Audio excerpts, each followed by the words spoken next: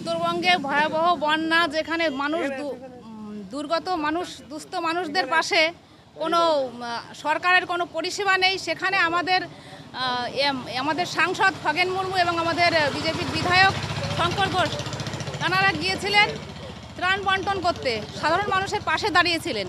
অথচ তাদের উপর তৃণমূলের যে গুন্ডা বাহিনী, দুষ্কৃতীরা, তারা অমানবিকভাবে আক্রমণ করেছে।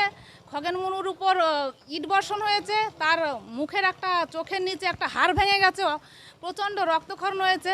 কিন্তু সেখানে বাংলার মুখ্যমন্ত্রী, তিনি সেখানে গিয়ে তার কোনো সহানুভূতি নেই। তিনি যে ভাষা প্রয়োগ করেছেন অত্যন্ত নিন্দনীয়।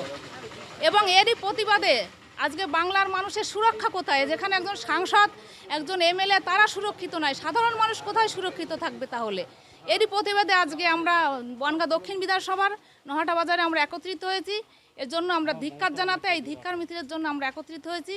এবং যাতে এই দুষ্কৃতীদের অ্যারেস্ট করতে হবে, এর যদি আমরা সুবিচার না পাই, পরবর্তীতে আমরা এর চাইতে আরও বৃহত্তর আন্দোলনে আমরা নামব।